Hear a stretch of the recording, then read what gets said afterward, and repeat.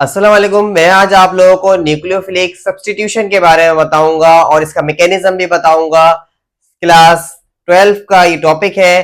तो nucleophilic substitution start करने से पहले आप लोगों को एक छोटा सा अहम टॉपिक पता होना चाहिए जो कि कहलाता है कार्बोकेटाइंस। ठीक है, तो कार्बोकेटाइंस की स्टेबिलिटी आप लोगों को पता होना चाहिए। तो स्टेबिलिटी ऑफ कार्बोकेटाइन सबसे पहले हम पढ़ेंगे।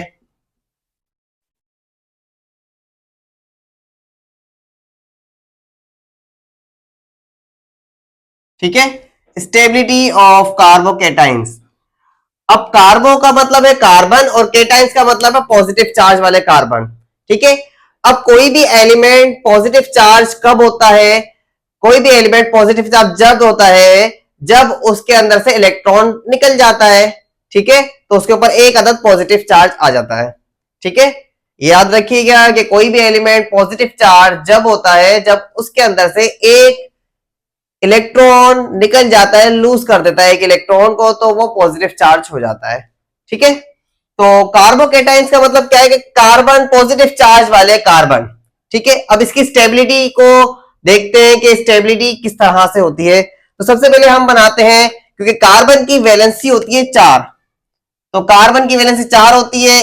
चारों जगह आप यहां पर हाइड्रोजन लगाओ, लेकिन आप यहां से एक हाइड्रोजन को हटा दो तो वो कहलाता है कार्बोकेटाइन और ये मिथाइल केटाइन कहलाएगा। ठीक है, मिथाइल केटाइन कहलाएगा।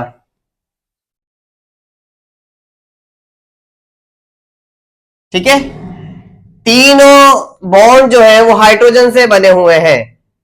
सही है, तीनों बॉन्ड, कार्बन के 3 बॉन्ड हाइड्रोजन से बने हुए हैं और इसके ऊपर एक बॉन्ड की कमी है जिसकी वजह से इसके ऊपर पॉजिटिव चार्ज आ गया है। सही है, अब हम बात करते हैं कि 3 बॉन्ड में से एक बॉन्ड किसी भी कार्बन से जुड़ा हुआ हो, मतलब आर से जुड़ा हुआ है। कार्बन का एक बॉन्ड किसी कार्बन से जुड़ा हुआ है, जबकि दूसरा बॉन्ड हाइड्रोजन और तीसरा बॉन्ड भी हाइड्रोजन से जुड़ा हुआ है और इसके ऊपर कार्बन के ऊपर पॉजिटिव चार्ज है। तो ऐसा कार्बन कहलाता है प्राइमरी कार्बोकेटाइन। Primary carbocation. ठीक है, ऐसा कार्बन जिसके 2 बॉन्ड कार्बन से जुड़े हुए हो और एक बॉन्ड हाइड्रोजन से जुड़ा हुआ हो और उसके ऊपर पॉजिटिव चार्ज, तो ये कहलाता है सेकेंडरी कार्बोकेटाइन। Secondary carbocation.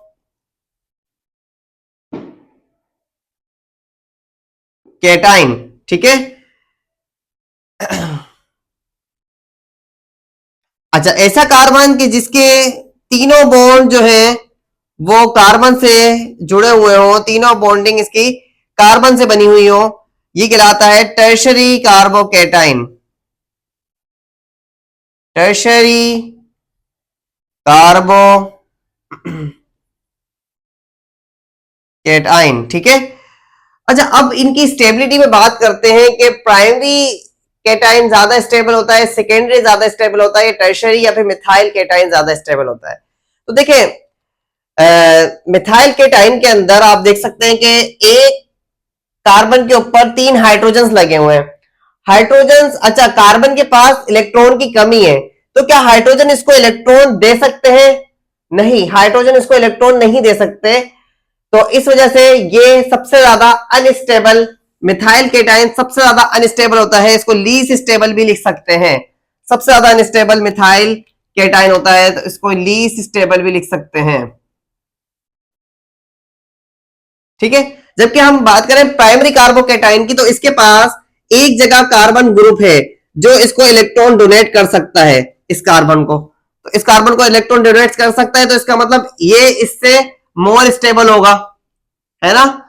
और जब हम आते हैं सेकेंडरी कार्बोकेटाइन पर, तो इस जगह जो है वो 2 कार्बन जो है वो नजर आ रहे हैं। ठीक है, जो कि इस पॉजिटिव चार्ज वाले कार्बोकेटाइन को इलेक्ट्रॉन डोनेट कर सकते हैं। इसका मतलब ये इसके मुकाबले में ज्यादा स्टेबल होगा।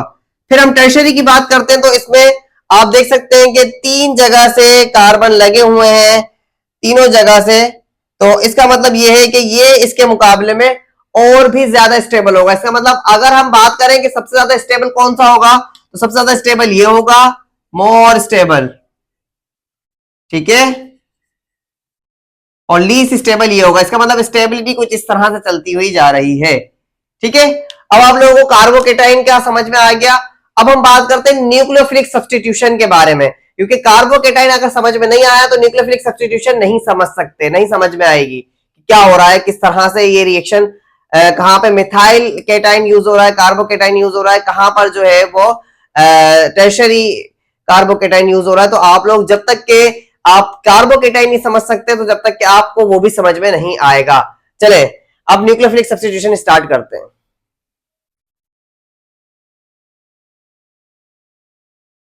चले भाई, सबसे पहले अब हेडिंग डाल लेते हैं न्यूक्लियोफिलिक सब्स्टिट्यूशन रिएक्शन की।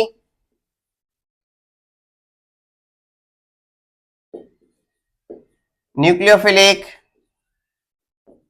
Substitution reaction.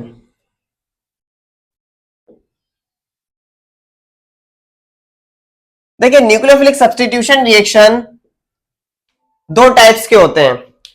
एक होता है SN1 रिएक्शन, दूसरा होता है SN2 रिएक्शन, ठीक है। एक होता है SN1 और एक होता है SN2 रिएक्शन।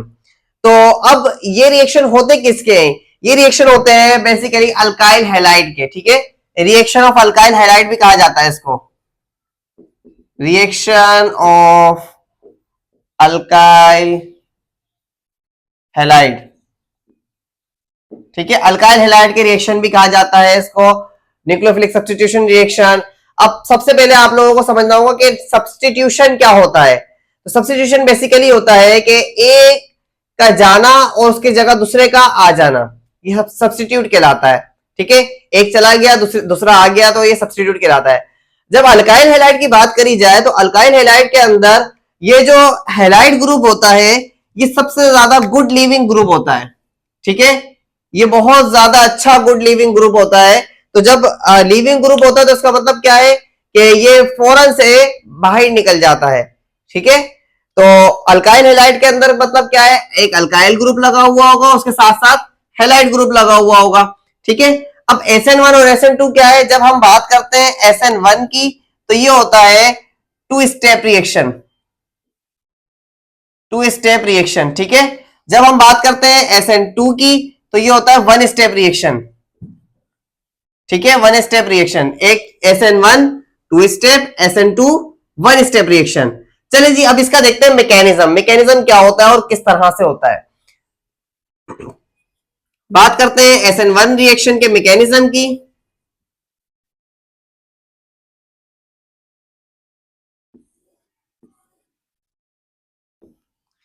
देखिए SN1 रिएक्शन जैसे कि मैंने आप लोगों को बताया कि SN1 रिएक्शन टू स्टेप का रिएक्शन है, सही है। तो टू स्टेप के रिएक्शन में अल्काइल हैलाइड अगर हम देखें तो ये कार्बन है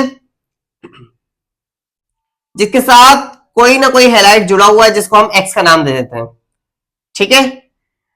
SN1 रिएक्शन है। अब SN1 रिएक्शन में तीनों जगह CH3 हमने लगा दिया है, मतलब मिथाइल ग्रुप तीनों जगह लगा दिया है, मतलब टर्शरी मिथाइल है ये, ठीक है।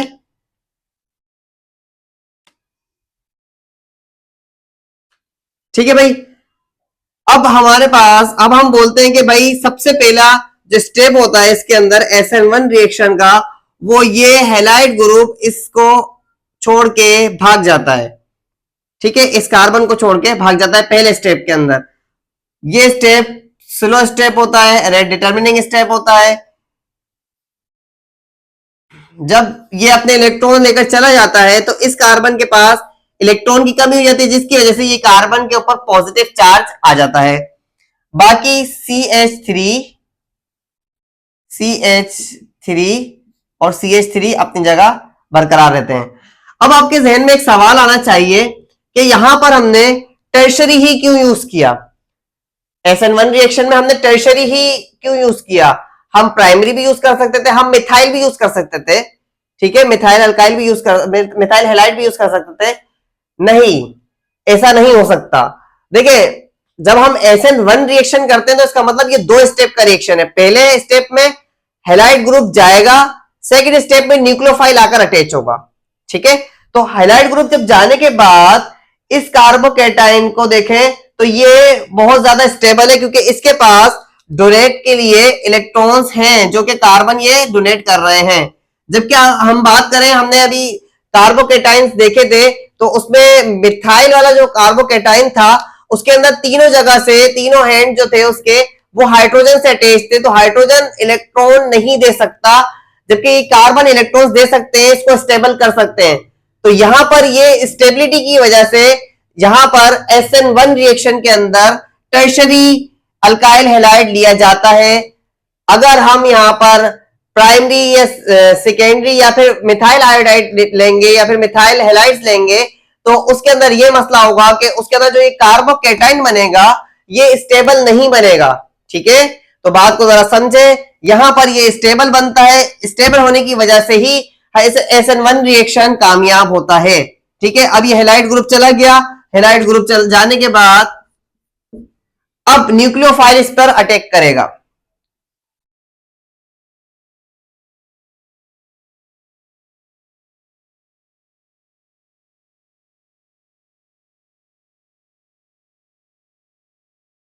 अब न्यूक्लियोफाइल इस पे अटैक करेगा, न्यूक्लियोफाइल कोई सा भी हो सकता है।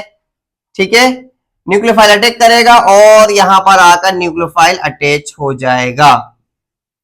सिंपल, ये क्योंकि दो स्टेप पर मुश्तमिल था रिएक्शन, तो इसको कहा जाता है SN1 रिएक्शन। ठीक है, पहला स्टेप में हैलाइड ग्रुप चला गया, सेकंड स्टेप में न्यूक्लियोफाइल आकर अटैच हो गया। अब बात करते हैं SN2 रिएक्शन की। SN2 रिएक्शन का मैकेनिज्म देखते हैं। ठीक है, अच्छा यहां पर तो जो है वो टर्शरी यूज हुआ है, लेकिन SN2 रिएक्शन में आप प्राइमरी भी यूज कर सकते हैं, सेकेंडरी भी यूज कर सकते हैं और मिथाइल भी यूज कर सकते हैं। ठीक है, तो हम मिथाइल से करते हैं।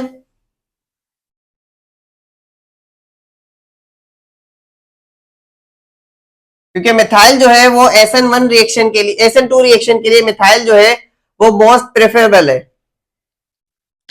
बात करते हैं अब SN2 की। SN2 के अंदर देखें, हमने बोला कि मिथाइल मोस्ट प्रेफरेबल है, तो क्यों है, वजह क्या है? हैलाइड ग्रुप लगा हुआ है। ठीक है, अच्छा वजह यह है कि देखो अब इसके अंदर आप देखेंगे सामने की साइड पर हैलाइड ग्रुप लगा हुआ है, जबकि बाकी तीन साइड पर हाइड्रोजन है। ठीक है, अब इसके अंदर स्टेरिक हिंड्रेंस का भी एक फैक्टर आता है। स्टेरिक हिंड्रेंस क्या होती है? स्टेरिक हिंड्रेंस मतलब जितना बड़ा कंपाउंड होगा उतना ही ज्यादा वो इस कार्बन के ऊपर अटैक करने से न्यूक्लियोफाइल को रोकेगा। ठीक है, लेकिन आप ये देखें कि तीनों जगह हाइड्रोजन लगा हुआ है, इसका मतलब छोटे छोटे कंपाउंड्स लगे हुए, छोटे छोटे एलिमेंट्स लगे हुए हैं। जब छोटे छोटे एलिमेंट्स अटैच हैं तो यहां से न्यूक्लियोफाइल इस कार्बन तक आराम से रसाई कर सकता है और अटैक कर सकता है। ठीक है, जब ये अटैक करेगा तो ये फिर जो एक्स है हमारा हैलाइड ग्रुप है ये चला जाएगा। तो अब इसके अंदर एक इंटरमीडिएट बनता है, क्योंकि ये देखें अब जब न्यूक्लियोफाइल आकर अटैच होना चाह रहा है तो लाजमी सी बात है कोई ना कोई बॉन्ड ब्रेक होगा। तो यहाँ पर हैलाइड क्योंकि गुड लिविंग ग्रुप होता है तो हैलाइड ही यहां से लीव करने की कोशिश करता है और कुछ इस तरह का इंटरमीडिएट बनता है। यह आ गया हैलाइड ग्रुप जो कि लीविंग ग्रुप हो रहा है। ठीक है, लीव कर रहा है। और ये आ गया न्यूक्लियोफाइल जो कि आकर अटैचमेंट कार्बन के साथ कर रहा है। ठीक है, दोनों को हमने डॉटेड लाइन से बनाया है। देखिए जब भी बॉन्ड ब्रेक या बॉन्ड फॉर्म हो रहा होता है, या तो बॉन्ड ब्रेक हो रहा होता है या फिर बॉन्ड फॉर्म हो रहा होता है ना, तो आप उस बॉन्ड को डॉटेड लाइन से बनाते हैं, याद रखिएगा। ठीक है, अब हम बात करते हैं यहां पर जो हमारे पुराने बॉन्ड थे, जैसे कि हाइड्रोजन, ये हाइड्रोजन और ये हाइड्रोजन, ये कहलाता है इंटरमीडिएट। ठीक है, ये कहलाता है इंटरमीडिएट क्योंकि ये SN2 रिएक्शन होता है सिर्फ और सिर्फ एक स्टेप पर मुश्तमिल। इस वजह से इसके अंदर एक इंटरमीडिएट बनता है जिसके अंदर जिसमें जो है वो लिविंग ग्रुप लीव हो रहा होता है और अटैचिंग ग्रुप अटैच हो रहा होता है। ये इंटरमीडिएट को इस ब्रैकेट के अंदर लिखा जाता है। उसके बाद क्या होता है, लास्ट में क्या होता है भाई, जो लिविंग ग्रुप होता है वो लीव हो जाता है और जो अटैकिंग ग्रुप होता है वो आकर अटैच हो जाता है। ठीक है,